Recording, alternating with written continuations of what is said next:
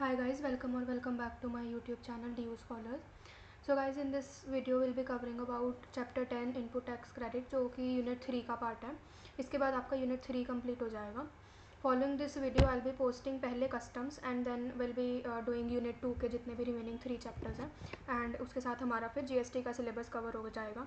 I hope जितनी भी videos already uploaded है चैनल पे वो आप फॉलो अप कर रहे हो और उसका आपका पोर्शन कवर अप हो चुका है. इस चैप्टर को सुनने से पहले मैंने जैसे टेलीग्राम पे भी आपको बताया that you should be completed with the payment of taxes का चैप्टर, तभी आपको ये समझ आएगा, बिकॉज ये बिल्कुल कंटिन्यूशन में ही आता है. पेमेंट ऑफ टैक्सेस में हम 3 रजिस्टर्स के बारे में पढ़ते हैं, e credit ledger, e cash ledger and liability register. उसमें मैंने आपको बताया था कि e credit ledger is input tax credit only, तो उसको मैं सारा इस चैप्टर में कंप्लीट समझाऊंगी. तो let's start with today's topic that is input tax credit. So basically input tax credit का मतलब क्या होता है, सबसे पहले हम वो पढ़ेंगे, उसके बाद हम जैसे जैसे टॉपिक्स आएंगे वैसे वैसे हम वर्क करेंगे. ठीक है. तो पहली चीज़ मैं के एम बंसल की जो लेटेस्ट एडिशन ऑफ जीएसटी है वही वाली फॉलो कर रही हूँ. ये सारी न्यू बुक है एंड इससे ही मैंने ये नोट्स भी बनाए हैं. तो ये जितना इम्पॉर्टेंट पोर्शन है सारा, मतलब ऑलमोस्ट सब कुछ इसमें कवर है, बट एक इजी वे में, और आपको कैरिकेचर्स एंड ऑल से आपको समझ जल्दी आ जाएगा, कॉन्सेप्ट जल्दी क्लियर आउट हो जाएगा. So I will be using these also, and if you want कि you want PDF of this, so you must check out the description box and Telegram channel also, उसमें link है. ठीक है. So let's start. So basically ITC का मतलब क्या होता है पहले वो बताती हूँ मैं आपको. आईटीसी को ना हम इस चैप्टर में एक बकेट की तरह समझेंगे. मतलब आईटीसी क्या है, एक बकेट है. इसको ही हम ई क्रेडिट लेजर भी बोलते हैं, जैसे मैंने आपको पहले बताया. तो इसका क्या होता है, जब मैंने आपको बताया था कि जब हम सेल्स करते हैं तो हम आउटपुट टैक्स देते हैं. तो जब हम सेल्स करते हैं तो आउटपुट टैक्स देते हैं, और जो हमारी परचेज होती है उस पर हमें इनपुट टैक्स मिलता है. तो वो जो इनपुट टैक्स होता है वही आईटीसी होता है, और वो हमारा एक तरह से एसेट होता है. उसको हम यूज़ कर सकते हैं टू पे ऑफ दी हमारा आउटपुट टैक्स, और जो एक्स्ट्रा बचता है उसको हम कैश में पेमेंट करते हैं. तो 2 तरीके होते हैं.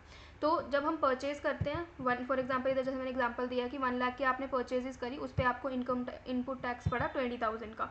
मतलब आपने इसके ऊपर ये वाला जो 20,000 है ये आपका जाएगा सीधा बकेट में. मतलब इसका आपके पास आईटीसी क्लेम करने का ऑप्शन है. ठीक है. इसका डायरेक्ट आपके पास ऑप्शन, आपकी ये सारी 20,000 जाएगा बकेट में. मतलब इसको आप यूज़ कर सकते हो टू पे of your output tax liability. Output tax क्या होता है, टैक्स ऑन सेल. मतलब जब आप सेल्स करते हो तो आपका टैक्स, जो आप टैक्स कलेक्ट करते हो that is your output tax, वो आपकी लाइबिलिटी होती है जो आपको गवर्नमेंट को पे ऑफ करनी पड़ती है.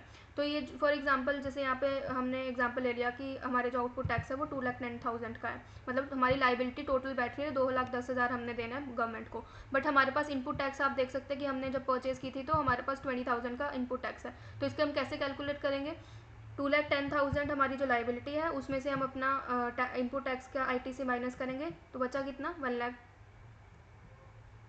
1,90,000 बचेगा. सॉरी 80,000 लिखा है, 1,90,000 बचेगा. तो वो जो 1,90,000 है वो आपको पे करना पड़ेगा इन कैश, मतलब ई कैश लेजर के थ्रू आप इसको पे करोगे. तो ऐसे इनपुट आईटीसी का कॉन्सेप्ट बैठता है कि आईटीसी करता क्या है, इसका फ़ायदा क्या है. फ़ायदा यही है कि जो आपकी लाइबिलिटी है उसको आप मतलब डबल टैक्सेशन से एक तरह से आईटीसी आपको बचाता है. मैंने आपको ये फर्स्ट जो यूनिट था उसमें बताया था कि आईटीसी क्यों इतना इंपॉर्टेंट है, क्योंकि डबल टैक्सेशन को बचाता है. दूसरा आपका फ्लो ऑफ चेन बना रहता है कि आपको जो टैक्स पीछे से आ रहा है आप उसके एडिशन पर ही टैक्स दे रहे हो, राइट. डबल पेमेंट्स नहीं हो रही. ठीक है. ये चीज़ इन्होंने यहाँ पर लिखी है that meaning of input tax, tax charge on any supply of goods और सर्विस और both made to a registered person but does not include tax paid under composition level. हाँ, इसमें कॉम्पोजिशन टैक्स वाला नहीं आता. ठीक है. सॉरी कॉम्पोजिशन नहीं, ये सिर्फ इन्होंने इनकी टैक्स का मीनिंग बताया और कुछ नहीं है. ये टैक्सेस हैं आरसीएम वाले. और ये आ गया रैशनल. रैशनल क्या होता है, लॉजिक. मतलब लॉजिक क्या होता है इसके पीछे. So credit mechanism under indirect tax aim to mitigate the cascading effect of duty on duties. वही double taxation को मिटाना is only the rationale behind ITC. ये चीज़ इन्होंने explain किया that with the introduction of GST, credit on goods and services available across entire supply chain, bearing the few exemption, which it may be noted that it is auto-populated feature. ये आपको समझाऊंगी मैं उसमें. कि ये कैसे exception कौन कौन से है जिसमें आईटीसी नहीं आते। आईटीसी कौन कौन क्या किस केसेस में आप आईटीसी क्लेम नहीं कर सकते, वो आपको सेक्शन 17 में मेंशन है, जिसको हम कहते हैं ब्लॉक क्रेडिट। 17 सबसेक्शन 5 में ब्लॉक क्रेडिट मेंशन है, वो इस वीडियो का लास्ट टॉपिक रहेगा, ठीक है। लीगल फ्रेमवर्क बता दिया कि ये 4 सेक्शन हमने पढ़ने, 16, 17, 18 एंड 19। 16 इज़ योर एलिजिबिलिटी, आप कब ले सकते हो आईटीसी क्लेम कब कर सकते हो। 17 इज़ जब आप क्रेडिट क्लेम नहीं कर सकते, that is your block credit. 18 is special cases and 19 is your input जो इनपुट के ऊपर जो आपका इनपुट्स आते हैं उसके ऊपर जब आपने आईटीसी क्लेम करना होता है वो केसेस। छोटा सा ही सेक्शन है सेक्शन 19, तो बाकी ये जो 3 सेक्शन है दीज आर 3 सारे के सारे इंपॉर्टेंट हैं, इसके बारे में सारी डिस्कशन हमारी वर्क करेगी अभी। सो उसके बाद एलिजिबिलिटी क्राइटेरिया 16(1) की बात करें तो दिस इज द 16(1) दैट से कि आप कब कब आईटीसी क्लेम कर सकते हो, एलिजिबिलिटी क्राइटेरिया क्या है उसका। तो कंडीशंस फॉर क्लेमिंग आईटीसी। सो सबसे पहले सेक्शन 16 सबसेक्शन 1 सेज कि only registered person can claim ITC, मतलब जिस पर्सन ने रजिस्ट्रेशन करवाई है and whose turnover is crossing the certain limit, be it 40 or 20 lakh as per the state they are into, उस basis पर ही you can claim the registration and वो registered person ही can claim ITC as well, ठीक है। और ये मैंने आपको रिटर्न्स के चैप्टर में भी बताया दैट जब आप रिटर्न फाइल करते हो, सेक्शन रिटर्न आपकी जीएसटीआर 2B होता है, उसके अकॉर्डिंग भी आपका आईटीसी क्लेम होता है, because that is your purchase की return, that is auto populated by this supplier का सेल्स का रिटर्न, दैट इज सप्लायर का GSTR 1 is your GSTR 2B, recipient का जीएसटीआर 2B। ऑल्सो इस चैप्टर में आपको ओवरऑल लेवल पे एक चीज़ याद रखनी है that your point of view of understanding should always be from the point of view of the recipient and not from the point of view of the supplier, right. Recipient के तरफ से सोचना है, मतलब क्योंकि ITC is on purchases, input के ऊपर हो रहा है आपका, सेल्स के ऊपर नहीं हो रहा, तो आपको जब इनपुट्स के ऊपर देखना है तो आपको एज अ रेसिपिएंट सोचना पड़ेगा, ठीक है। तो इसका पूरा आईटीसी का flow of chain is based on the point of view of the recipient only, ठीक है। तो सबसे पहले 16(1) यही कहता है that registered person can claim ITC. 16(2) में 6 main conditions are there that need to be satisfied for claiming ITC. वो कौन कौन सी है? First is tax paying document should be on record and goods and service should have been received. मतलब जो आपका first condition is tax paying document should be on record, मतलब जब आप अपनी सप्लाई कर रहे हो तो आपके पास टैक्स पेइंग डॉक्यूमेंट होना चाहिए। टैक्स पेइंग डॉक्यूमेंट इंक्लूड सब डॉक्यूमेंट जिस पे आप टैक्स कलेक्ट कर सकते हो। टैक्स इनवॉइस पे आप टैक्स कलेक्ट कर सकते हो रेसिपिएंट से, आप अपने बिल ऑफ लेडिंग पे कर सकते हो, ऐसे डेबिट नोट्स पे कर सकते हो, क्रेडिट नोट पे कर सकते हो, उस पर आप सिर्फ अपना टैक्स पे टैक्स कलेक्ट कर सकते हो। बट जैसे बिल ऑफ सप्लाई होता है जो कॉम्पोजिशन सप्लायर्स इशू करते हैं, that you can't use to claim the ITC, right. उस केस में आप उसको यूज़ नहीं कर सकते क्योंकि वो टैक्स पेइंग डॉक्यूमेंट नहीं है, क्योंकि कॉम्पोजिशन सप्लायर का नॉट कलेक्ट टैक्सेस, वो उसके हमने सेक्शन 10 में पढ़ा था। Second thing is goods and service should be received. इसमें फर्दर 2 केसेस आते हैं। एक तो सेल्फ एक्सप्लेनेटरी है कि जो आपने गुड्स या सर्विस आपने कॉन्ट्रैक्ट में लिया वो चीज़ आपको रिसीव होनी चाहिए। इसके 2 पॉइंट्स इसके फर्दर है दैट इसमें एक पॉइंट आता है bill to ship to model and second point is your installments. तो इसको हम एक बार बुक में से देख लेते हैं। ओके, सो पहले तो यही बोल दिया इन्होंने, अरे यार, हाँ, पोजेशन ऑफ टैक्स इनवॉइस और डेबिट और credit note. Possession of invoice means आपके पास डॉक्यूमेंट होना चाहिए जौन सा भी आपको लग रहा है। Second is furnishing of details, receipt of goods of service पे चलते हैं पहले। आईटीसी नॉट, ये इन्होंने आगे पीछे लिखा है, लेट मी टेल यू।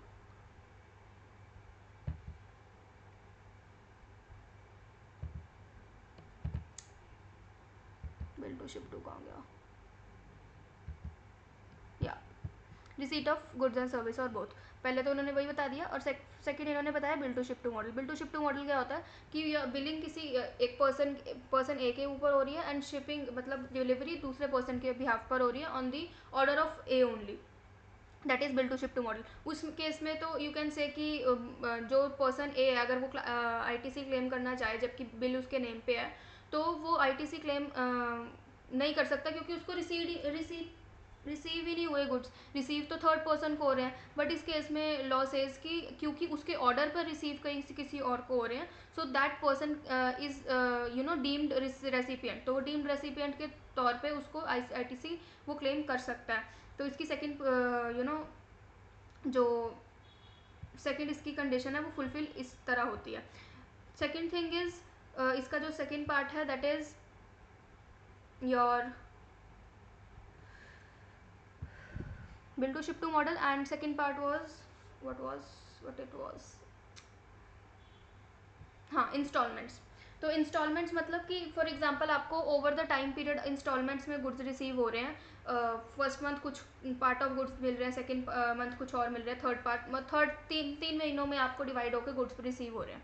तो जब आप आईटीसी कब क्लेम करो, क्योंकि जीएसटी का ITC is claiming month two month basis, her month time आप क्लेम करते हो, क्योंकि जीएसटीआर आपकी मंथ बेसिस पर जाती है या क्वार्टरली बेसिस पे जाती है। तो आप उसका आईटीसी कब क्लेम करो, जब आपको गुड्स इंस्टॉलमेंट्स में रिसीव हो रहे हैं। तो लॉ सेज कि आप आईटीसी तभी क्लेम कर सकते हो when you are receiving goods on when you are receiving that installment on receipt of the last installment, जब आपकी लास्ट इंस्टॉलमेंट आपको मिल रही है, आप पूरे कंसाइनमेंट का आईटीसी तब लास्ट मोमेंट पे क्लेम कर सकते हो।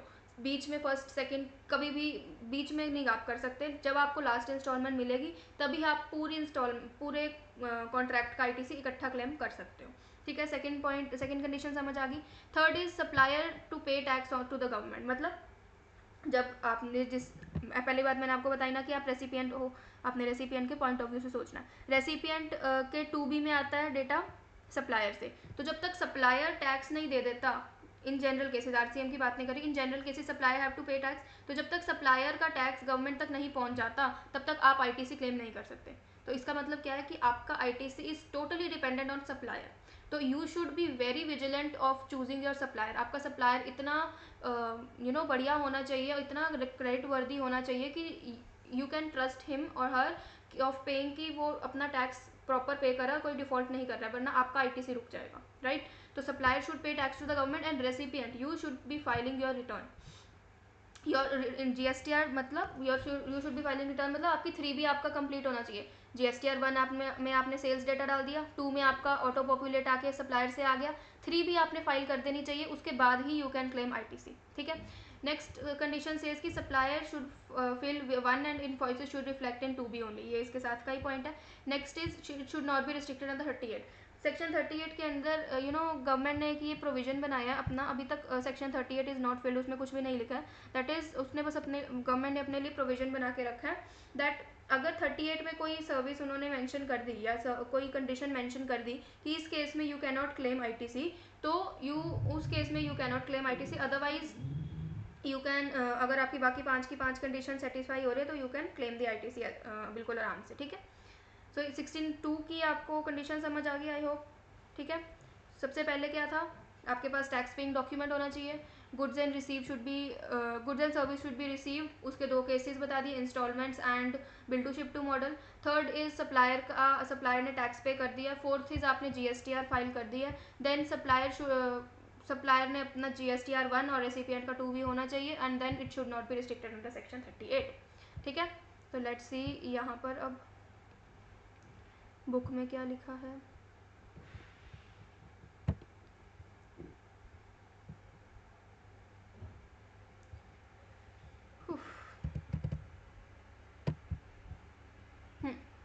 पोजेशन ऑफ इनवॉइस आपको बता दिया।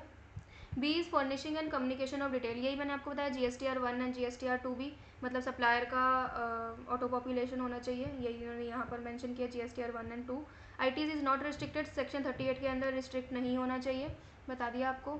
देन रिसीट ऑफ गुड्स और सर्विस बता दिया, if it means that ITC will not be available unless goods and services received by the registered person, इसके 2 एक्सेप्शन बता दिया आपको, bill to ship to model और एक होता है इंस्टॉलमेंट वाला, इसमें इन्होंने लिखा नहीं है तो मैंने आपको बता दिया, बट इसमें क्वेश्चंस आते हैं इंस्टॉलमेंट वाले पे। ठीक है, ये 2 एग्जाम्पल है, ये आप रीड कर लेना। और इसके ऑल्सो इसका ना प्रैक्टिकल पोर्शन भी है, दैट इज़ सेक्शन यूटिलाइजेशन वाला पार्ट है, जो utilization of ITC and IGST liability का जो है, उसके ऊपर आपको प्रैक्टिकल क्वेश्चंस आ सकते हैं। उसका प्रैक्टिकल पोर्शन अगर तो इसमें से आपको थ्योरी मतलब मैं जैसे बोलूँगी अगर समझ आ जाए तो लेट मी नो, तो मैं आपको इससे समझा जाएगा तो वेरी गुड। बट अगर आपको ऐसे समझ नहीं आ रहा है एंड यू वांट कि मैं आपको सॉल्व करके बताऊँ तो late me know in the comment section. मैं आपको कमेंट्स उसमें लिख के बता दूँगी, सॉल्व करके आपके साथ उसकी सेपरेट वीडियो डाल दूँगी, क्योंकि लैपटॉप पे लिखना इज़ वेरी मुश्किल, तो I will opt my iPad, तो मैं उस पर आपको करके बता दूँगी। Late me know in the comments अगर आपको प्रैक्टिकल की अलग से वीडियो चाहिए तो, वरना मैं इसमें आपको समझाने की पूरी कोशिश करूँगी, ठीक है। So the next condition is that payment of tax should be done to the government. The supplier should pay tax to the government. This is also done. Then filling of valid return, मतलब recipient ने अपनी return 3B मतलब अपनी भर देनी चाहिए, ये लिखा है। This return must be furnished in the form of section GSTR 3B होती है and must contain all the details of the inward supply, ठीक है। 3B की जो भी डिटेल्स है वो मैंने आपको रिटर्न्स के चैप्टर में ऑलरेडी बता दी है। यही इन्होंने एक यहाँ पे एग्जांपल दिया है कि किस केस में क्या आना चाहिए और क्या नहीं, ठीक है। ये यहाँ पर आप देख सकते हो, या तो एक मैं आपको बता ही देती हूँ। Nishant limited, second, Nishant limited is a manufacturer of Surat Gujarat. It provides the following information in respect of the inputs purchase. Input purchase in the month of July. Inputs purchase मतलब परचेजेस की बात हो रही है in the month of July. Also यहाँ पे आप month बहुत ध्यान से रखना, कोई भी मंथ का किसी भी मंथ में मत करना, क्योंकि हर कैलकुलेशन आपकी मंथ वाइज जाती है, ठीक है। तो पहली चीज़ क्या है, goods purchase with a valid tax invoice. ये आपको इसका निकालना क्या, हमने आईटीसी पर निकालना है कि एडमिसिबल आईटीसी कितना होना चाहिए। तो इसका आईटीसी आपको मिल जाएगा 18,000 का, क्योंकि इसके पास टैक्स इनवॉइस है, तो 18,000 मिल जाएगा, ओके है। परचेज विदाउट इनवॉइस इसका नहीं मिलेगा, क्योंकि इनवॉइस नहीं है, टैक्स पेइंग डॉक्यूमेंट नहीं, कंडीशन फुलफिल नहीं हो रही, तो 20,000 का आईटीसी आपको नहीं मिल सकता। Next thing is goods purchase should not be use should but are not use for business purposes. Also ITC उसी चीज़ का मिलता है जो आप बिजनेस यूज में यूज़ कर रहे हो, पर्सनल चीज़ों का आईटीसी नहीं मिलता। रजिस्टर्ड पर्सन जब किसी कोई चीज़ परचेज कर रहा है फॉर इट्स पर्सनल पर्पज, उस चीज़ का उसको आईटीसी नहीं मिलेगा। बट वही चीज़ वो अगर बिजनेस पर्पज के लिए यूज़ कर रहा है तो ही can claim ITC from that. जैसे मैंने आपको एक एग्जांपल दिया था रिसेंट वीडियो में कि if any registered person is travelling from state A to state B by bus, तो उसने ट्रांसपोर्टेशन सर्विसेज ली, but that was for a business meeting, for example business meeting के लिए उसको जाना पड़ा, तो वो एक तरह से बिजनेस यूज में आ गया, तो वो उस ट्रांसपोर्टेशन का ITC he can claim. But वही अगर वो सिर्फ घूमने जा रहा है अपने मतलब मौज मस्ती करने जा रहा है किसी दूसरी स्टेट में, तो वो आईटीसी उस चीज़ का क्लेम नहीं कर सकता, राइट। तो इसका यही मतलब है, तो ये चीज़ आपने बहुत ध्यान रखनी है। तो यहाँ पर 7,000 का ये एडमिसिबल नहीं है, 7,000 नहीं मिलेगा, अभी तक सिर्फ 18,000 हमारे पास आया है, ठीक है। आगे, goods purchase are not are used for supplying of exempted good. Exempted goods का भी आईटीसी नहीं मिलता है, क्यों?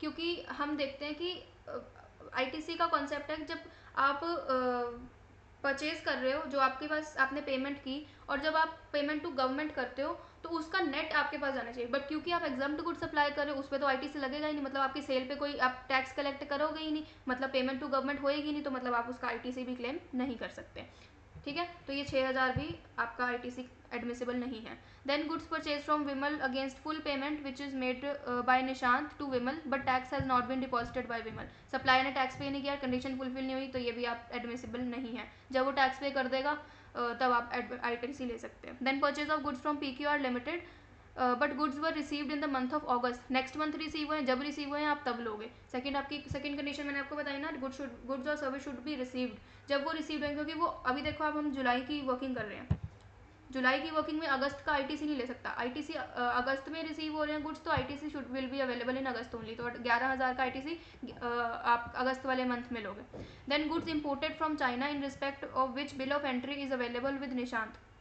बिल ऑफ एंट्री है, मतलब उसका वो टैक्स पेइंग डॉक्यूमेंट है, रिसीव भी हो गए हैं। Goods imported from Nishant available with Nishant limited, मतलब गुड्स रिसीव भी हो रहे हैं और बाकी कंडीशन भी फुलफिल हो रही है, तो ये 6,000 उसका एडमिसिबल हो गया।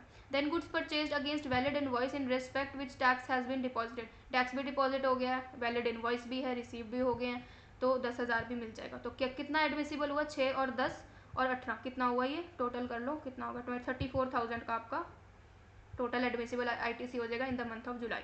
ऑल्सो ये जब जैसे आप कंप्यूटेशन करोगे, ये चीज़ तो आपने सोल्यूशन में लिखनी है। Working notes are also very important, this also forms part of your question, because जो ये तो आपको समझ तो आ रहा है कि आपने ये जो सारे नॉट एप्लीकेबल और ये सब कुछ लिख दिया, बट क्यों लिखे हैं इसका reason is what examiner asking for. तो इसका हर एक का रीज़न आपको हर एक पॉइंट का बना के लिखना पड़ेगा, ठीक है। तो ऐसे आपके क्वेश्चन सॉल्व होंगे प्रैक्टिकल वाले, ठीक है। ये पोर्शन हो गया। ऐसे ही बाकी भी क्वेश्चन हैं, यू कैन ट्राई, अगर आपसे सॉल्व हो रहा है, ठीक है। अगर कोई डाउट है तो late me know in the comment section, ठीक है। 10.9 भी है। देन आ गया reversal of ITC in non payment of consideration, या इसका एक एक स्टोरी की तरह मैं आपको समझाती हूँ नोट्स में से ही। 1 सेकेंड।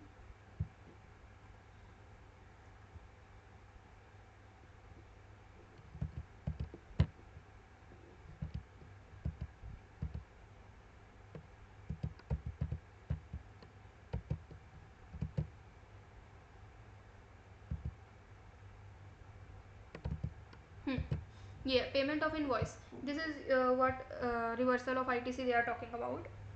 इसकी एक हर्षद मेहता वाली स्टोरी की तरह समझते हैं इसको। जैसे ये आप देख सकते हो यहाँ पे, इसका एक स्टोरी क्या बनेगी, जैसे for example Harshad Mehta story क्यों लिखा है यहाँ पे। हर्षद मेहता का ही हम एग्जांपल लेते हैं। हर्षद मेहता है, उसने एक सप्लायर के साथ डीलिंग करी, ठीक है। जो सप्लायर है उसने उसको उसकी सारी जो जो भी 16.1 की 16.2 की कंडीशंस है वो सारी उसकी फुलफिल होगी, और Harshad Mehta as a recipient available हो गया कि वो अपना आईटीसी ले सकता है। बट दिक्कत क्या हुई कि हर्षद मेहता ने सोचा कि मेरा आईटीसी मुझे मिल गया, गुड्स मुझे मिल गए, बिजनेस मेरा चल रहा है, मुझे क्या नीड पड़ी है सप्लायर को पेमेंट करने की, मेरा तो फ़ायदा हो गया, बीइंग सेल्फिश, राइट। तो उस केस में एक तरह से ये अनफेयर हो गया on the part of supplier कि मैंने सब कुछ कर दिया अपने एंड पे, सारी कंडीशन फुलफिल करके उसको आईटीसी के लिए एलिजिबल कर दिया, बट मुझे उसने पेमेंट ही नहीं दी, है ना। क्योंकि आईटीसी की कंडीशंस में आप देखोगे कहीं पे भी नहीं लिखा कि पेमेंट होनी चाहिए, तो इसलिए इन्होंने अलग से सेक्शन बनाया 16.3 वेयर दे टॉक अबाउट कि पेमेंट कब होनी चाहिए, पेमेंट ऑफ दैट वैल्यू जिसका आप आईटीसी क्लेम कर रहे हो, जिस ट्रांजैक्शन का आप आईटीसी क्लेम करना चाह रहे हो, उसकी payment should be done within 180 days from the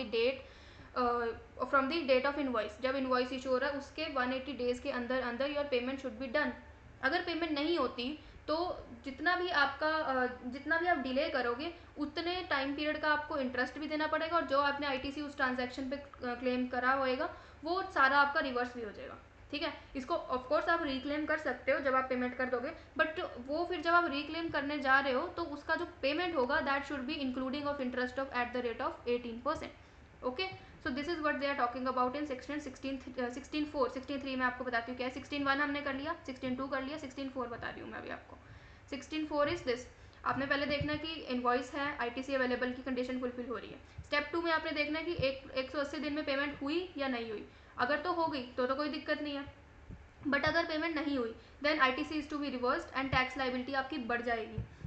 tax liability बढ़ जाएगी, प्लस उसका इंटरेस्ट भी देना पड़ेगा, पीनल इंटरेस्ट ऑफ 18%। कब तक का इंटरेस्ट लगेगा, from the date of utilization of ITC till the date of payment to the government. जब तक आपने payment to the supplier, government नहीं आएगा, टू द सप्लायर, तो तब तक आपको 18% का इंटरेस्ट लगेगा, और तब उसको अपने ट्रांजैक्शन वैल्यू के साथ ऐड करके आपको पेमेंट करनी पड़ेगी। स्टेप 3 क्या कहता है कि जो पेमेंट है दैट इज बिल का amount plus interest should be done after अगर आप 180 डेज के बाद कर रहे हो तो आप रिक्लेम कर सकते हो एट एनी टाइम।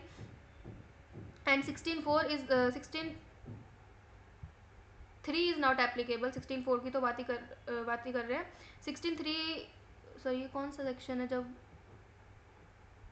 हाँ 16.3 की बात कर रहे हैं हम, ये 16.3 का ही पार्ट है, 4 का नहीं है। 16.4 is time limit, time limit आपका 16.4 इज नॉट एप्लीकेबल, मतलब 16.4 में ना आपकी लिमिट होती है कि यू हैव टू कब तक आप रिक्लेम कर सकते हो आईटीसी। तो आप वो क्या लिमिट होती है वो मैं आपको बताती हूँ। ये जब तक लास्ट डेट कब तक क्लेम कर सकते हो, या तो 30 नवंबर और actual date of filing of annual return which ever is earlier, इन दोनों में से विच एवर इज अर्लियर आप तब तक डेट अपना आईटीसी क्लेम कर सकते हो अगर आपको कोई मिस आउट हो गया हो। बट वो कह रहे हैं कि जब आप ये डिफ़ॉल्ट वाला केस का बात कर रहे हो तो ये 16.4 एप्लीकेबल नहीं है। But if the part payment is done only and after some due date, मतलब 180 दिनों के बाद आपने पेमेंट करी, वो भी हाफ पेमेंट करी या पार्ट ऑफ द पेमेंट करा, तो आप उतने जितना पेमेंट करा उतना प्रोपोर्शनेट आईटीसी क्लेम कर सकते हो, और बाकी सारा आपको रिवर्स करना पड़ेगा, ठीक है। इसके एक्सेप्शन क्या है, कौन कौन से केसेस में 16.3 is not applicable. Supplies on which goods taxable under RCM वाली services not covered under 16.3, this payment वाला थिंग। डीम्ड सप्लाई अगर हो रही है शेड्यूल 1 वाली ट्रांजैक्शन आर नॉट एप्लीकेबल, क्योंकि उसमें कंडीशन कंसिडरेशन ही नहीं होती, then recipient makes the payment to the third party, bill to ship to model is not, उसमें पेमेंट अगर दूसरी थर्ड पार्टी को हो रहा है then it is not applicable. 16.4 मैंने आपको बता दिया। 16.4 एक बार मैं यहाँ से रीड भी करके बता देती हूँ कैसे है। सो 16.4 कहता है कि last date to claim ITC.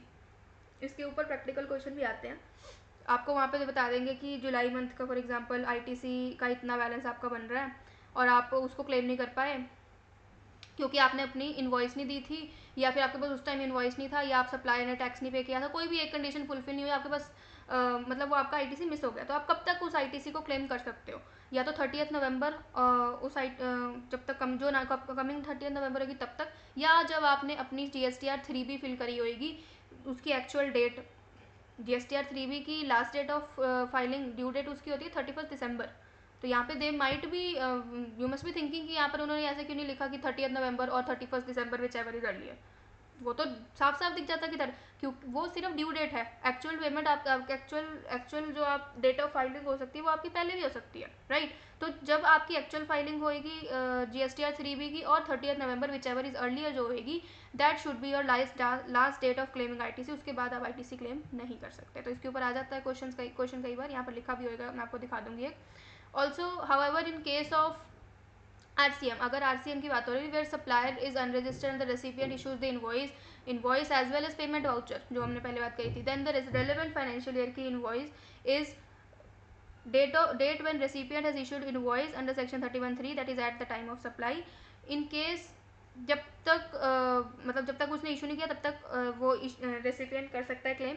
RCM के केस में रेसिपिएंट करता है क्लेम, जब वो खुद से इन्वॉइस करे वो खुद से ही आईटीसी भी क्लेम कर सकता है, क्योंकि पेमेंट तो हुई है गवर्नमेंट को टैक्स की। In case recipient issues the invoice after time of supply, मतलब जब उसका टाइम बैठ रहा था 31(3) के हिसाब से, उसने उसके बाद इनवॉइस इशू किया, then pays tax accordingly, then there will be interest on the delayed payment of taxes also. For such delayed payment, issue of invoice, there will be a penal action for the same। ठीक है, I hope समझ आ गया होगा। 13.4 भी हो गया हमारा, sorry 16.4, 16.1 done, 16.2 done, 16 ये इंपॉर्टेंट पॉइंट्स आपको बता दिए मैंने कि इंस्टॉलमेंट में आ रहे हैं, bill to ship to model है। 16.3 एक है कैपिटल गुड्स का पॉइंट, मैं वो बता देती हूँ। कैपिटल गुड्स क्या बोलते हैं 16.3 के अकॉर्डिंग। अरे अरे अरे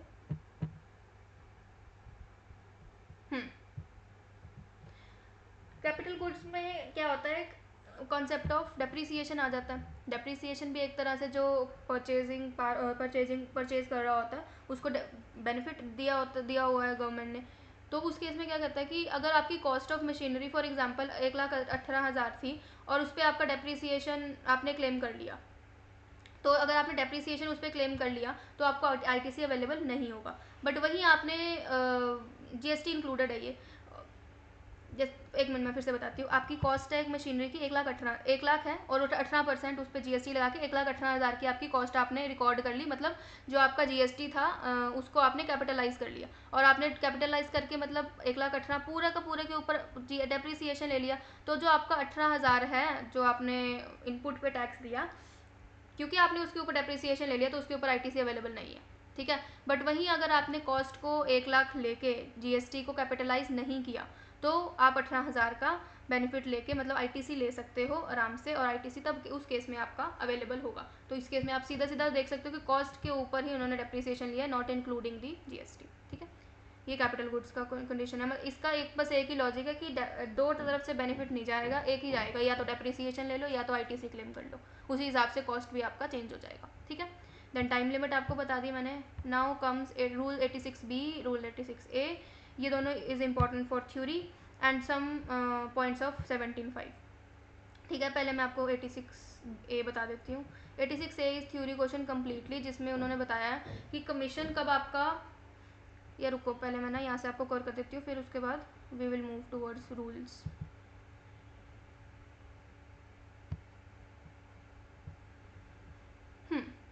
आईटीसी अवेल पेड अलॉन्ग, ठीक है, ये बता दिया मैंने। री एंटाइटलमेंट वापस आप क्लेम कर सकते हो, वही है।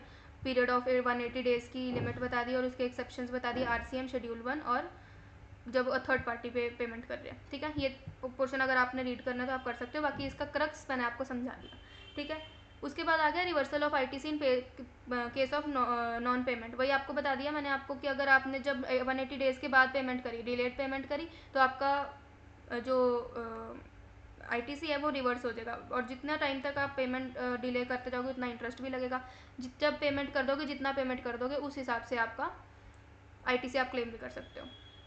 ठीक है, रिवर्सल की डेडलाइन बता दी 30th ऑफ नवंबर, और the date of filing of GSTR 3B ये 16(4) के हिसाब से है, और रूल 37 है, इनको नाम दे दिया है, बस बात वही है। ये consequences of non reversal, such amount shall be payable to the said person along with interest at the rate of 18% बता दिया। रिक्लेमिंग ऑफ आईटीसी, जब पेमेंट कर दोगे तो रिक्लेम भी कर सकते हो। नो आईटीसी ऑन डेप्रीसिएशन, अभी कैपिटल गुड्स वाला एग्जाम्पल दे दिया 16(3) का, वही इन्होंने बताया कि कैपिटल गुड्स पे कैसे वर्क करता है।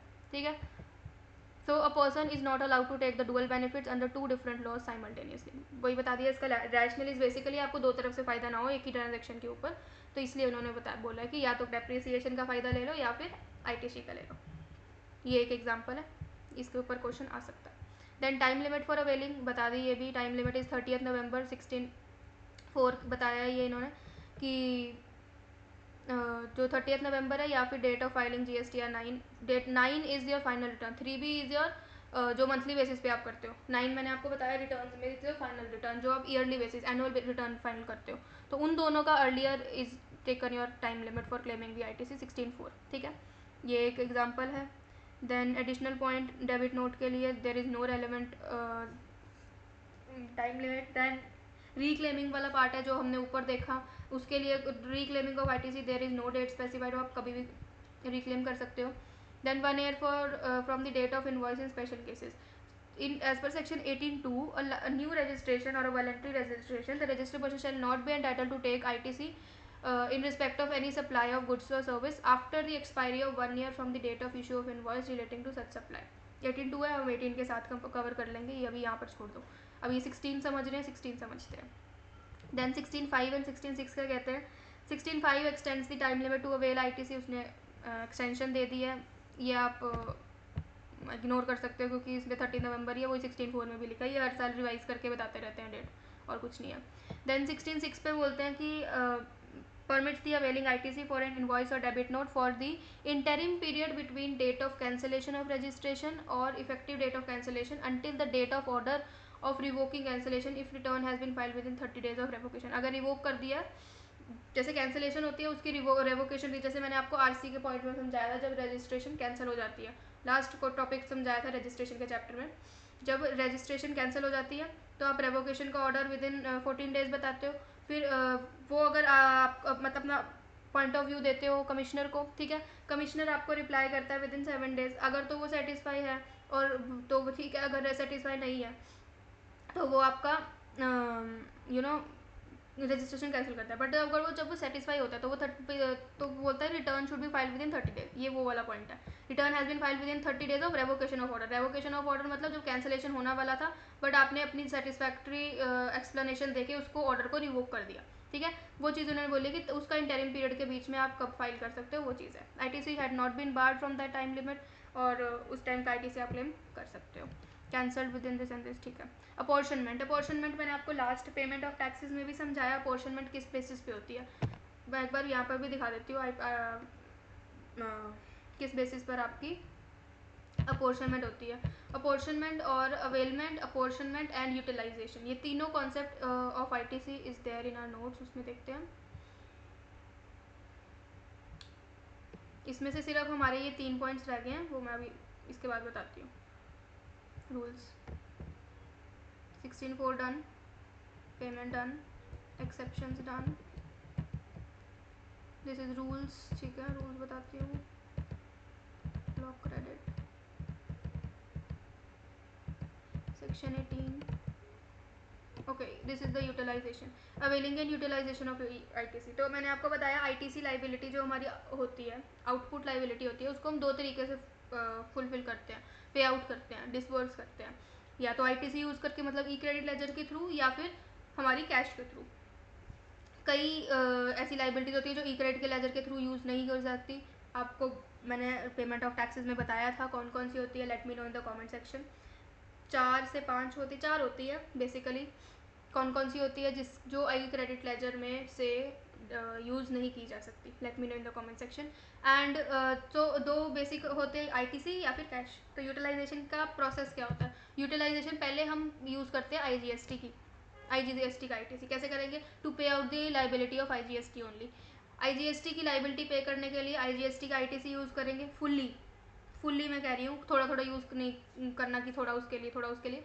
फुल्ली आईजीएसटी लाइबिलिटी यूज़ करोगे जब आपका आईटीसी खत्म हो जाएगा आईजीएसटी वाला, तो आप और आपकी लाइबिलिटी अभी पड़ी है तो आप सीजीएसटी यूज़ करोगे, सीजीएसटी का आईटीसी यूज़ करोगे, उसके बाद SGST. This is flow of order. इसकी प्रायोरिटी ऐसे ही जाएगी। ये नहीं है कि अगर 50,000 की 1 लाख की लाइबिलिटी आईजीएसटी की थी, आपकी 50,000 आईटीसी आईजीएसटी का पड़ा था तो 50 माइनस कर दिया, इसका 50,000 एसजीएसटी का पड़ा था, आपने सोचा कि सीजीएसटी छोड़ो 50,000 सीधा इससे कटो, और इसका सिर्फ 5,000 था। ऐसा नहीं चलेगा। आपको पहले सीजीएसटी का 5,000 लेना है और उसके बाद 45,000 जो बचा वो इसमें से लेना है और 5,000 आपका कैरी फॉरवर्ड होएगा। इसका प्रोसेस ऐसे चलता है, ठीक है। ये यहाँ पे मैंने एक एग्जांपल भी दिया है दैट अगर आपकी आईजीएसटी की आईटीसी अवेलेबल इज योर 80,000, ठीक है, और आपकी लाइबिलिटी है 60,000, 40,000 और 40,000। तो 60,000 वाली जो लाइबिलिटी है इसको तो पहले आप सीधा सीधा आईजीएसटी के आईटीसी से सेट ऑफ कर दोगे, 60 का 60 कैंसिल हो गया, आपकी आईजीएसटी लाइबिलिटी होगी नील, आपके पास कुछ नहीं बचा। बचा आपके पास आईटीसी बचा 20,000 इसका, है ना। 20,000 बचा तो इसका आप कैसे यूज़ करोगे? सीजीएसटी की लाइबिलिटी के लिए भी कर सकते हैं, एसजीएसटी के लिए भी कर सकते हैं। ये मैंने आपको बताया था कि आईजीएसटी की ITC can be use for CGST and ITC of SGST of paying off liability of CGST as well as SGST in any order in in any proportion। मतलब कितनी भी उससे यूज़ कर सकते हो आप, कितना भी आपका मन करे कि 10,000 इधर लेना 10,000 इधर लेना वैसे कर लो, 5 इधर लेना 15 इधर लेना ऐसे कर लो, कोई दिक्कत नहीं है, कैसे भी कर सकते हो। बट सिर्फ एक पॉइंट याद रखना है कि वैसे प्रोपोर्शनेटली डिस्ट्रीब्यूट होना चाहिए कि जो रेसिपिएंट है उसको मैक्सिमम बेनिफिट मिले। मतलब जितना लाइबिलिटी मैक्सिमम पे ऑफ हो सकती है उतनी आप लाइबिलिटी रिमेनिंग अमाउंट से पे ऑफ कर रहे हो, ठीक है। ये चीज़ मैंने लिखा है कि best possible manner opted should be there and where liability is maximum paid off using the ITC only. You know recipient की मैक्सिमम पूरी कोशिश होती है कि जितनी ज़्यादा पोर्शन ऑफ लाइबिलिटी में पेमेंट कर सकूँ using ITC, that should be done. क्योंकि जब कैश लेजर यूज़ करते हो तो वो एक तरह से लिक्विडिटी पे इफेक्ट करता है, आपका लिक्विडिटी क्रंच हो जाता है, तो इसलिए लोग ज़्यादातर जितना पॉसिबल हो सके उतना पॉसिबल आईटीसी से पे ऑफ कर देते हैं और जो बाकी बचा होता है वो कैश से करते हैं, ठीक है। यही चीज़ इन्होंने यहाँ पे अपोर्शनमेंट पे बताई है, वेयर गुड्स एंड सर्विस। और इसके अलग भी पॉइंट हैं that partly business partly personal वाला आपको बता दी, जितना बिजनेस में यूज़ होगा उसका आईटीसी आप क्लेम कर सकते हो, जितना पर्सनल यूज़ के लिए होगा उसका आईटीसी आप क्लेम नहीं कर सकते हो। Then taxable and zero rated supply है, तो इसका क्या सीन होता है? ये टैक्सेबल और एग्जाम्प्ट सप्लाई। एग्जाम्प्ट के लिए तो मैंने आपको ऊपर बता दिया, एग्जाम्प्ट अगर आप एग्जाम्प्ट गुड सेल कर रहे हो उसका आपको आईटीसी मिल ही नहीं सकता क्योंकि आप कलेक्ट कर नहीं रहे, उसका आईटीसी नहीं होएगा। बट अगर आप partly business partly exempt partly taxable good supply कर रहे हो तो टैक्सेबल वाले पोर्शन का आपको आईटीसी मिल जाएगा, एग्जाम्प्ट वाले का नहीं मिलेगा, ठीक है। आगे चलते हैं। यही चीज़ इन्होंने यहाँ एक्सप्लेन करी 17(1) एंड 17(2) में यही लिखी है, जीरो रेट सप्लाईज और एक्सपोर्ट ओनली। इस पे एक्सपोर्ट्स पे आपको आईटीसी मिलता है। एक्सपोर्ट्स पे क्यों मिलता है? क्योंकि एक्सपोर्ट से आपकी कंट्री की जीडीपी इंक्रीज हो रही है, तो उसको एक बेनिफिट देते हैं कि आपको टैक्सेस कलेक्ट नहीं करने बट हम आपको आईटीसी दे देंगे, आपको रिफंड मिल जाएगा। जो क्या होते हैं एक्सपोर्ट की जो आप इनपुट्स परचेज करते हो तो उसका आपको आईटीसी क्लेम हो जाता है, रिफंड मिल जाता है उसका, प्रोवाइडेड आपके एक्सपोर्ट सही हो। एग्जाम्पल दे दिया इन्होंने, items to be included in exempt supply देख लेते हैं। अरे यार इसको पता नहीं क्या हो रहा है, तो चल नहीं रहा ढंग से। Supplies on which recipient is liable to pay tax on RCM basis, securities and sale of land and all. Exempt supplies include where recipient is liable to pay tax on RCM, tax transaction in securities, sale of land, sale of building subject to certain conditions and related duty and non taxable supply। ये सारे exempt supply के example है, एक बार देख लेना बस, इसको याद करने की जरूरत नहीं है, ठीक है बस इतना ही। उसके बाद आगे बैंकिंग कंपनी। बैंकिंग कंपनीज को ना एक ऑप्शन दिया होता है, या तो वो 50% पे ले लें अपना अवेल कर लें और टोटल आईटीसी ले लें, या फिर वो अवेलेबिलिटी ऑफ 100% आईटीसी ले लें। या तो वो 50% आईटीसी क्लेम करके बाकी वो कर दें और दूसरा 100% ले लें। अब किस किस पे 50% लेना है, किस पे 100, वो हम देख लेते हैं। बैंकिंग कंपनी और financial institution including NBFCs are engage in supplying of service by way of accepting deposits and extending loans, है ना। Shall have the so they have the option to either comply with provision of 17(2). 17(2) is वो exports वाला जो अभी zero rated वाला बताया था, ये रहा।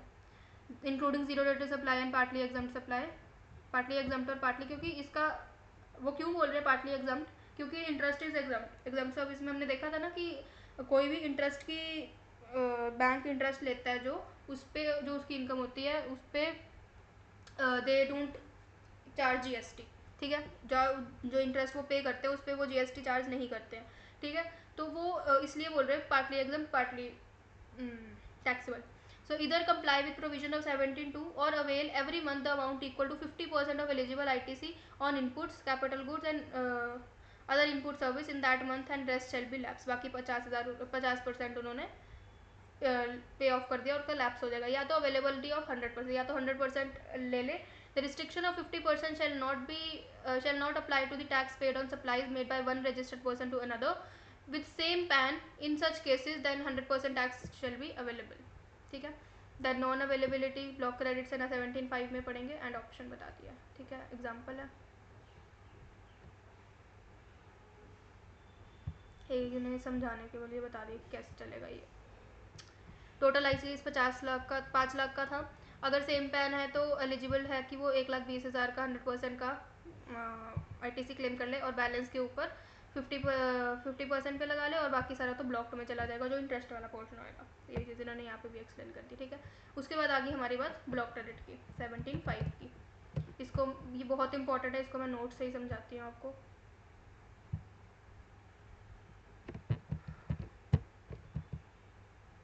18 बाद में करते हैं। 17(5) और कुछ तो नहीं बच रहा। अब रूल्स बच रहे हैं, रूल्स में एक बार इकट्ठा ही लूँगी बाद में, थ्योरी पोर्शन है रूल्स में सारा।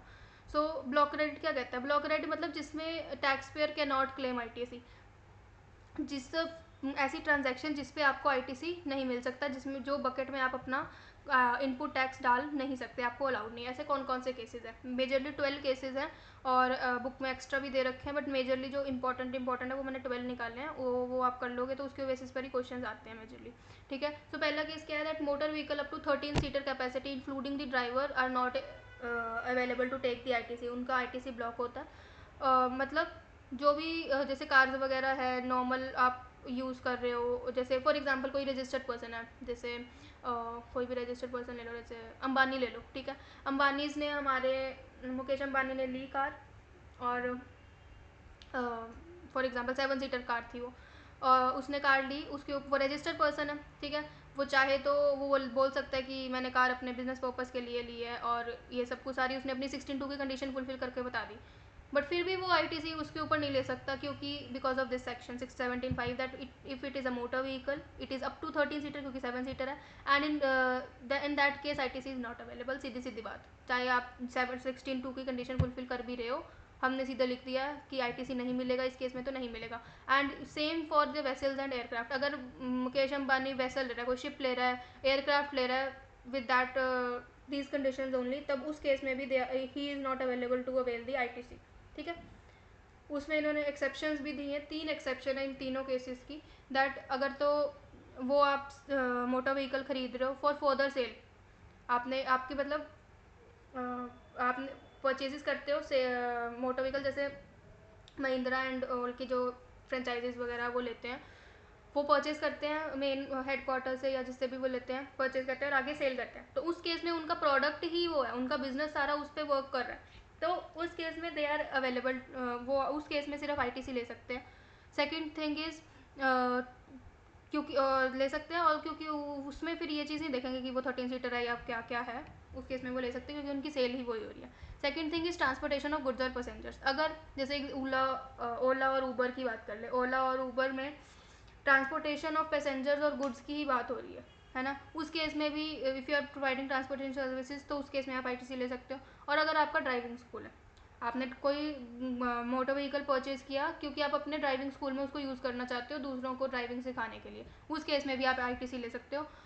और बाकी तो नॉर्मल है कि अगर आप ट्रांसपोर्टेशन ऑफ, और हाँ यहाँ पे ट्रांसपोर्टेशन ऑफ पैसेंजर्स की बात हो रही है, सिर्फ ट्रांसपोर्टेशन ऑफ गुड्स की बात नहीं हो रही। अगर ट्रांसपोर्टेशन ऑफ गुड्स के लिए कोई सा भी व्हीकल ले रहे हो उसका ITC is available every time, ठीक है। जीटीए वगैरह की बात करें तो आईटीसी इज़ अवेलेबल, ठीक है। 13 सीटर से ज़्यादा है तो उसमें भी आईटीसी इज़ अवेलेबल, ठीक है। तो ये फर्स्ट केस है मोटर व्हीकल्स का। सेकेंड केस इज इन्हीं जो मोटर व्हीकल्स की हमने बात करी उसका रिपेयर, मेंटेनेंस और इंश्योरेंस की बात करें तो वो सब ब्लॉक क्रेडिट होते हैं। क्यों? क्योंकि ऊपर वाले भी सारे ब्लॉक क्रेडिट थे, ठीक है।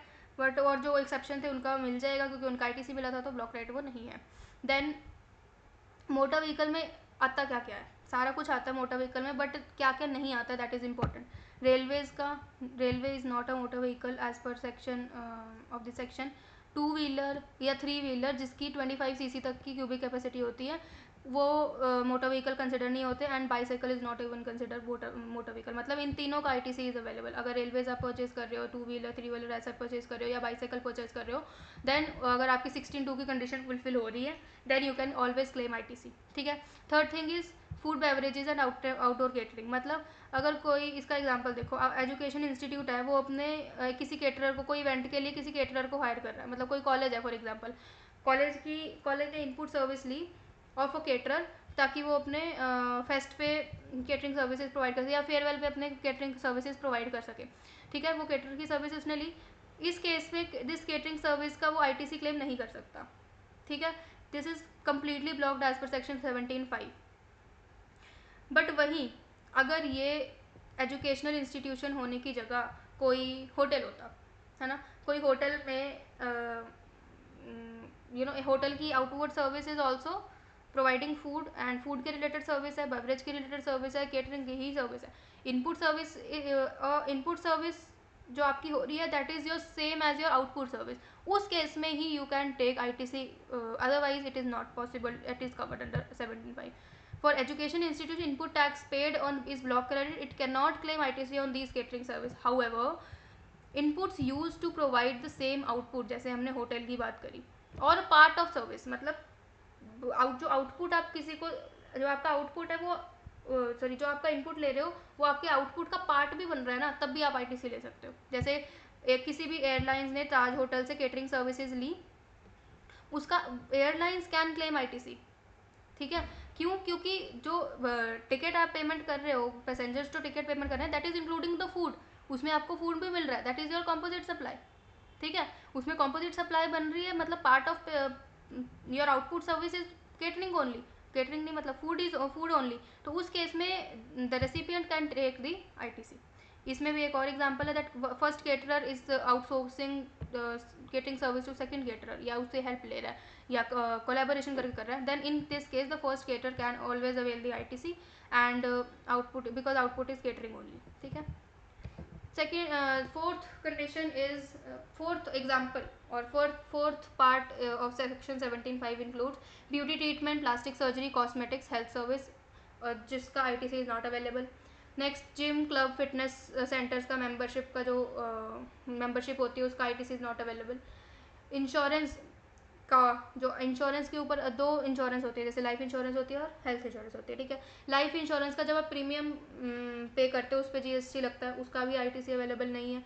हेल्थ प्रीमियम का भी जीएसटी पेमेंट कर रहे हो उसका भी आईटीसी अवेलेबल नहीं है।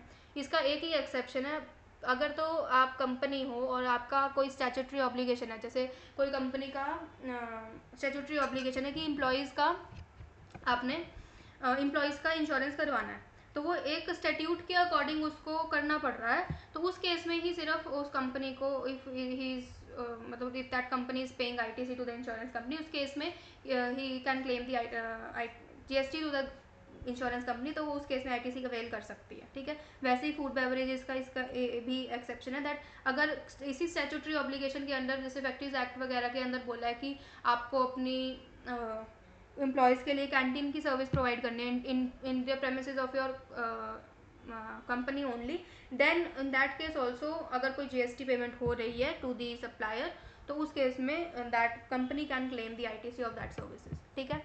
Next is renting of motor vehicle की service.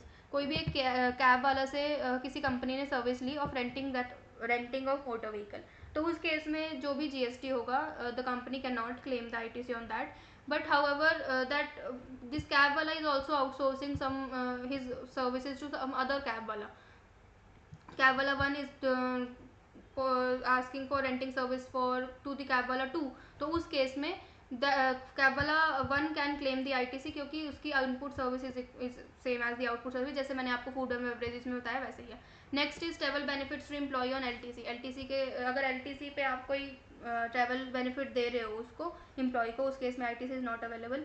Then works contract, it is very important, immovable property के रिलेटेड है कि कॉन्ट्रैक्टर जब कंस्ट्रक्शन सर्विस देता है on basis of a contract, इसमें फर्दर क्या क्या पॉइंट्स हैं। कॉन्ट्रैक्टर अगर किसी रजिस्टर्ड पर्सन को या कोई भी इंडिविजुअल को कंस्ट्रक्शन सर्विसेज दे रहा है, उस केस में ITC is not available. Second, अगर वो बिल्डर को दे रहा है तो वो आईटीसी इज अवेलेबल बिकॉज उसकी भी input and output service is same.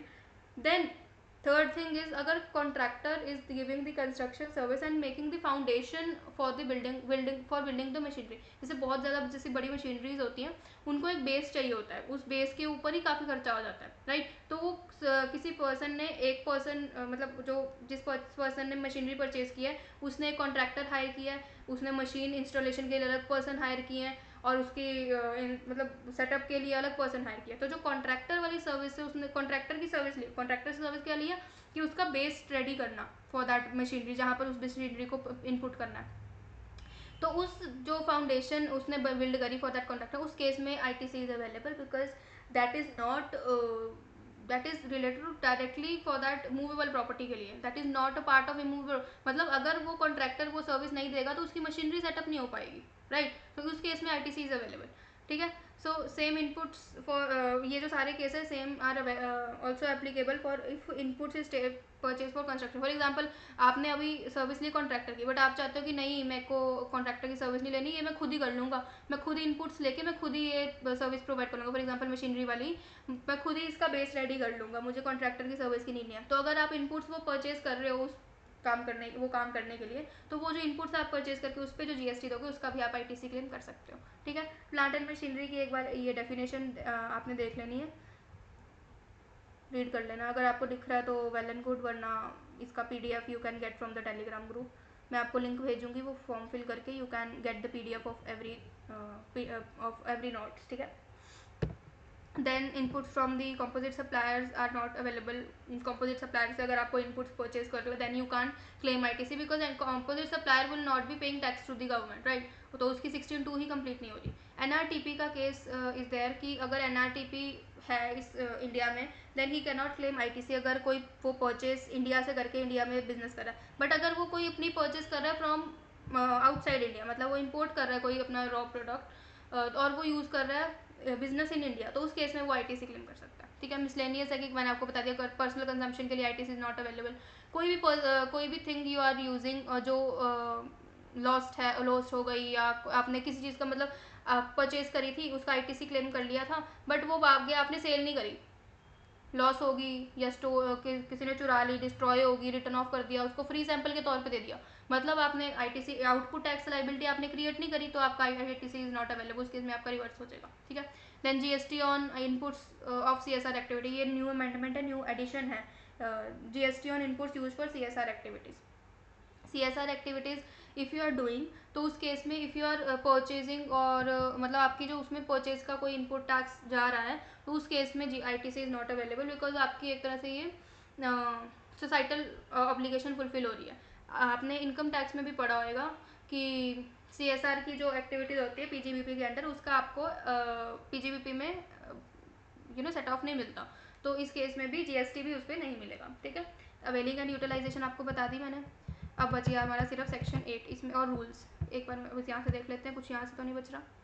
So block credit आ गया फॉर बिजनेस। पहले तो आपने ये चीज़ चेक करनी है that input goods service the capital good में be use for business for the following purpose, सिर्फ बिजनेस यूज़ के लिए होना चाहिए। For business purposes, for non business purposes नहीं होना चाहिए। Taxable supply, zero rate supply, exempt supply, सारा बता दिया मैंने आपको, यही वही उन्होंने बताया।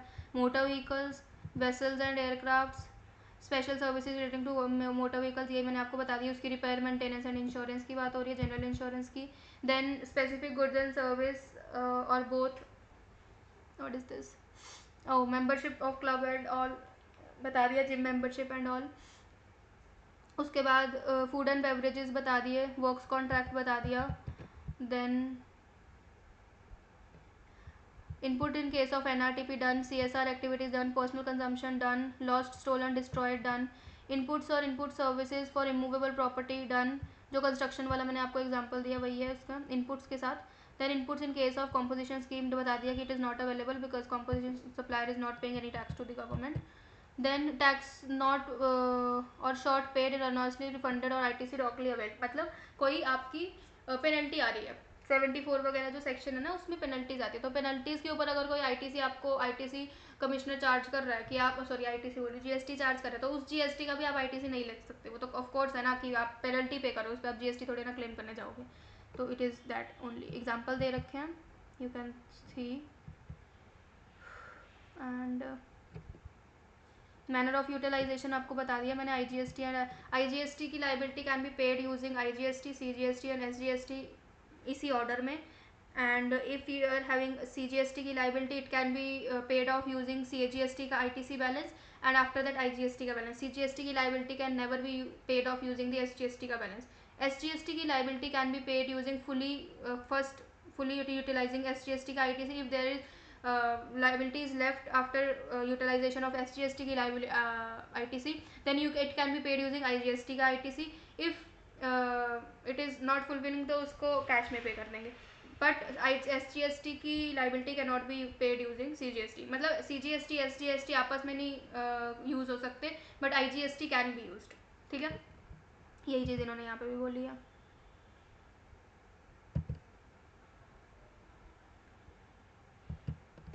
तो ये बुक की भी ना मैं आपको PDF सेंड कर दूँगी उसी लिंक में. ओके, सेक्शन 18 आ गया हमारा for special circumstances. So special majorly 5 to 6 circumstances are there जो इम्पोर्टेंट है सेक्शन 18 में. उसके रूल्स क्या हैं, लेट्स सी. सो सेक्शन 18 में आपको आ जाता है, इसको ना मैं साइड बाय साइड ही रखती हूँ बिकॉज वरना ना कुछ मिस आउट ना हो. तो इसके मैंने सिंपल एग्जांपल के साथ यहाँ पर एक्सप्लेन हुआ है दैट सबसे पहला सिचुएशन है if you are moving from non tax paying mode to tax paying mode. मतलब आप पहले ऐसे थे जो आप जिसका आप टैक्स नहीं देते, मतलब आप पहले अनरजिस्टर्ड थे या फिर अब आप रजिस्टर्ड बनने जा रहे हो, तो उस केस में ITC का क्या होगा.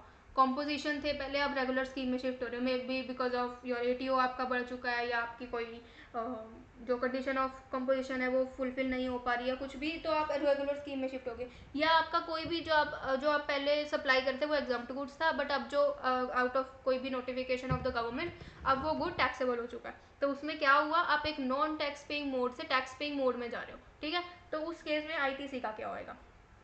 ITC में भी स्टॉक का क्या होगा बेसिकली.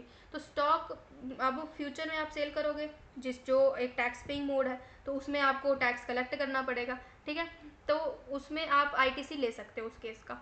ITC कैसे लोगे, सबसे पहली कंडीशन ही कहती है कि इनवॉइसेस होने चाहिए. इनवॉइसेस भी आपके 1 साल से पुराने नहीं होने चाहिए.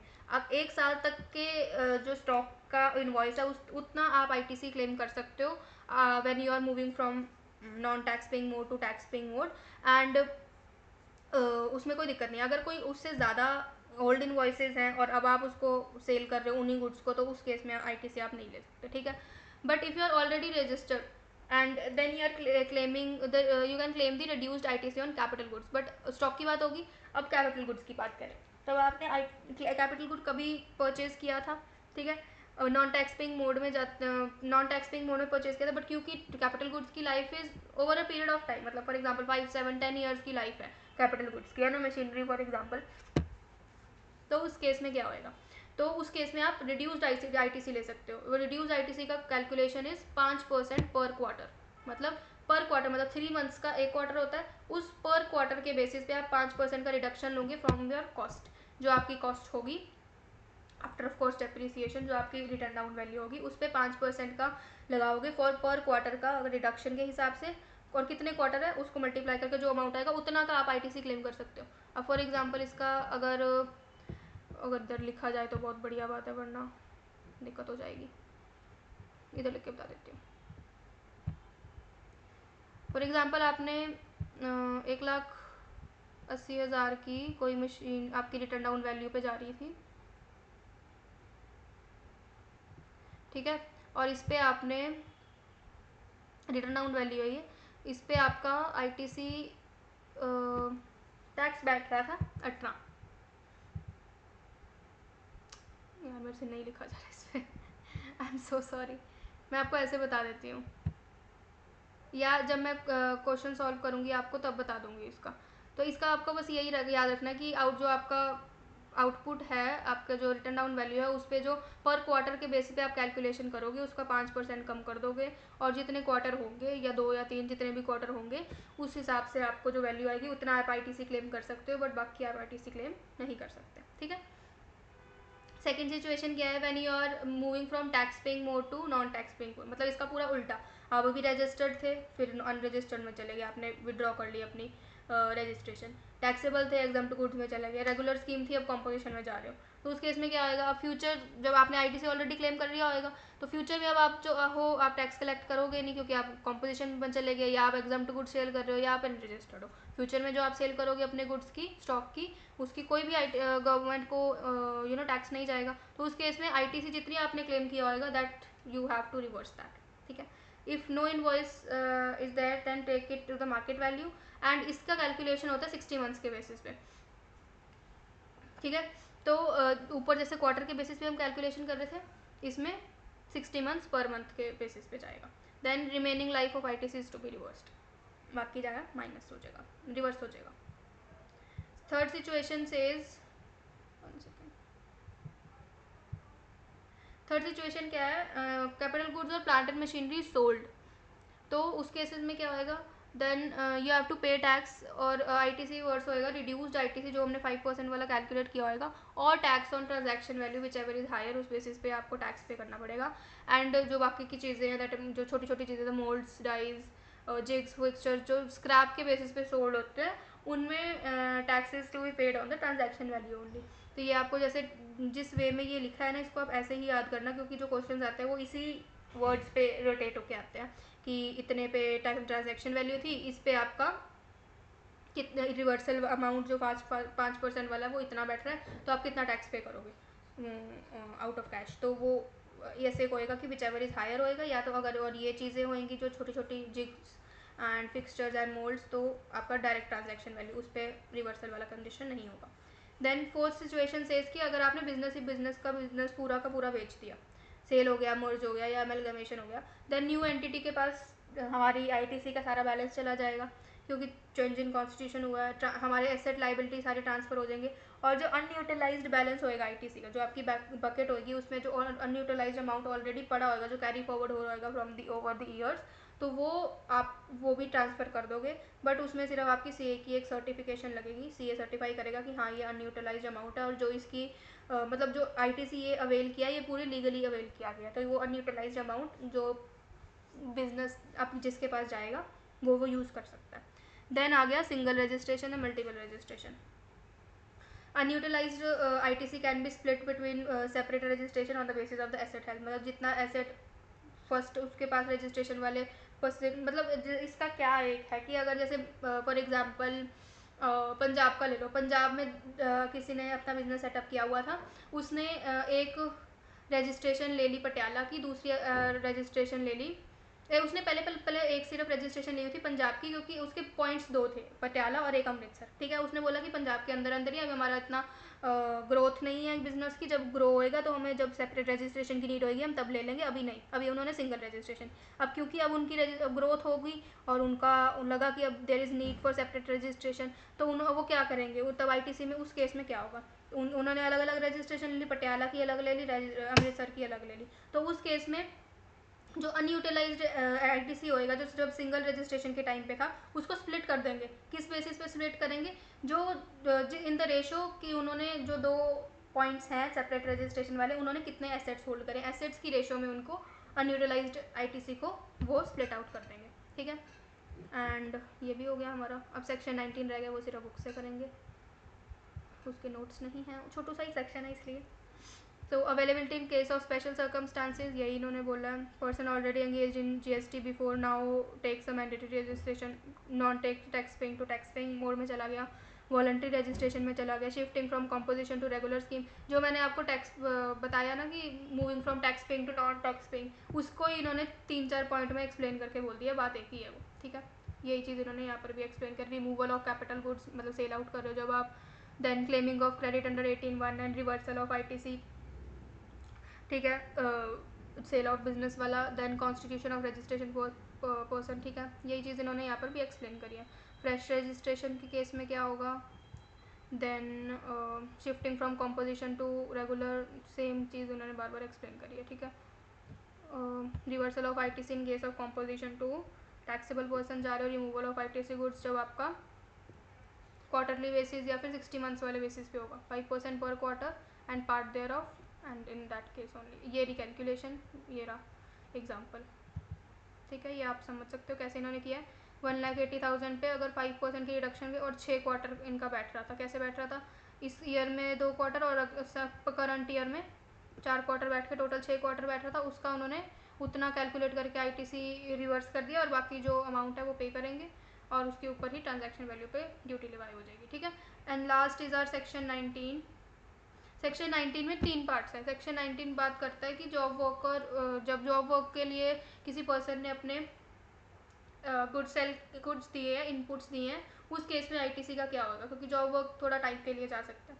तो यहाँ पर मैंने जैसे जो कैरिकेचर किया ना, इस हिसाब से यू कैन सी कि ए पर्सन ने अपने इनपुट्स दिए हैं बी को फॉर जॉब वर्क, और उस केस में पहले जब वो देता है, जब वो इनवॉइस इशू करेगा कि मैंने जॉब वर्कर को अपने इनपुट्स दिए हैं for working on that, job worker होता क्या, जैसे इन्होंने लिखा है that job work means any treatment or process undertaken by a person on goods belonging from other person. किसी और पर्सन के गुड्स के ऊपर कोई और वर्क करता है, कोई और उसके ऊपर मतलब इम्प्रूवमेंट करता है, तो उसको बोलते हैं जॉब वर्क करना।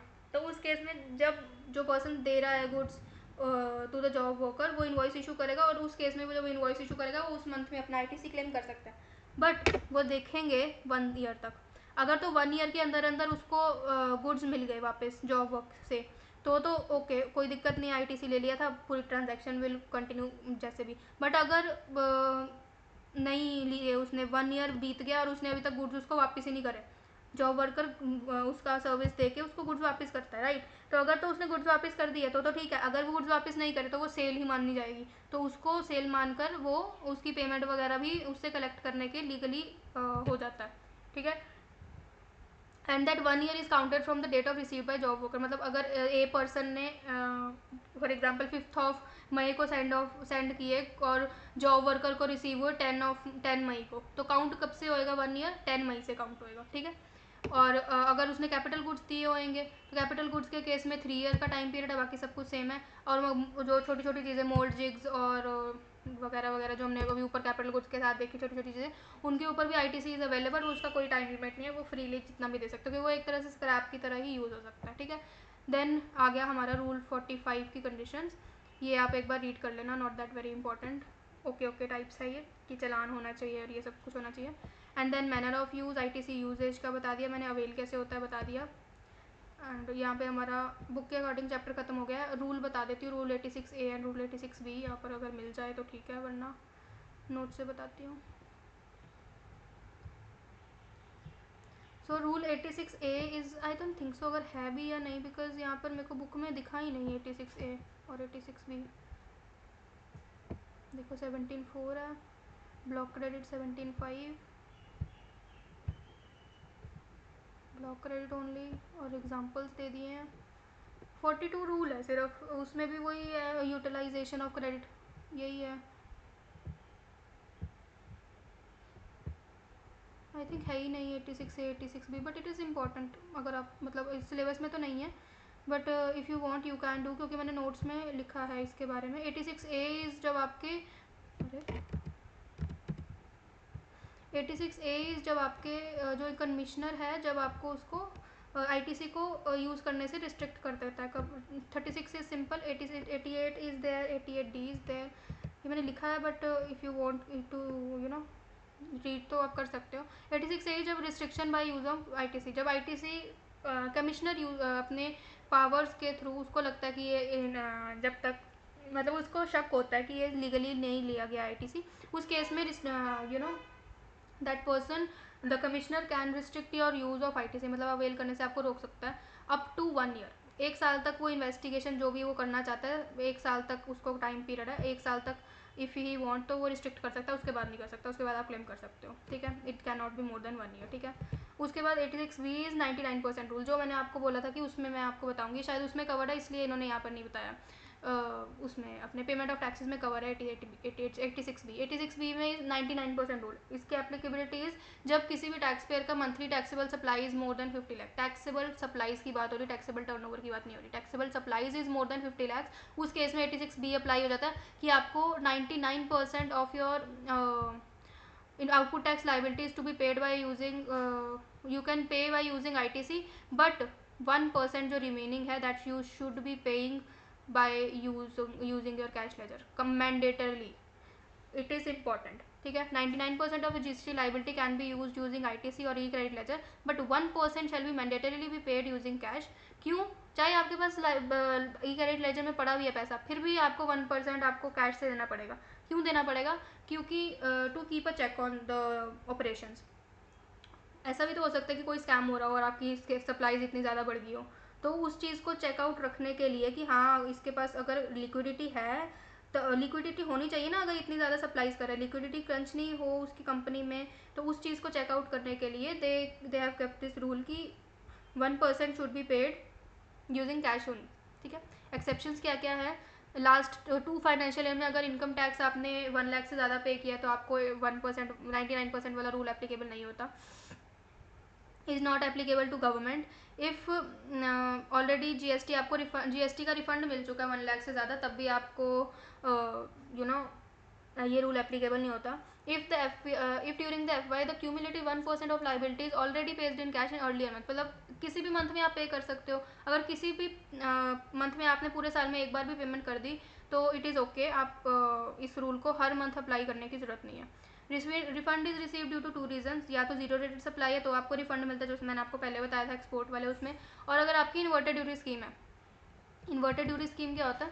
व्हेन परचेज का tax is more than sale का टैक्स, मतलब जितना आप परचेज पे टैक्स पे कर रहे हो वो इज 18%, फॉर एग्जाम्पल 18% पे टैक्स पे कर रहे हो, बट जब आप सेल कर रहे हो अपना गुड्स तो आपका 9% ही लग रहा है, ठीक है, या 5% पर ही आप सेल कर रहे हो, जो मतलब जो आप टैक्स कलेक्ट कर रहे हो, तो उस केस में भी आपको रिफंड मिलेगा। तो उस केस में दिस 86B का रूल इज़ नॉट एप्लीकेबल, ठीक है। So with this our ITC का चैप्टर इज़ ऑल्सो ओवर। जो इसके लाइबिलिटी और इसके जो वो रहते हैं प्रैक्टिकल क्वेश्चन, वो मुझे आप एक बार बता देना इफ़ यू वांट, तो मैं उसकी अलग से वीडियो अपलोड कर दूँगी सॉल्व करके on the iPad, because laptop it is very difficult to write without pen, so that's why. So I will upload once you comment, अगर 2-3 लोग you want तो भी मैं अपलोड करूँगी। इफ़ यू अंडरस्टूड कि कैसे सॉल्व करना है तो that's well and good. So that's all for today's video, I hope you liked it. अगर कोई डाउट है let me know in the comment section below. Like this video, share it with the friends and subscribe to the channel as well. And इसके बाद I will be uploading customs and then उसके बाद unit 2 जितना भी pending है, and उसके बाद हमारा चैप्टर कंप्लीट हो जाएगा। Okay, so I hope you understood the concept. Thank you so much and share with the friends ताकि सबका भला हो। Thank you so much.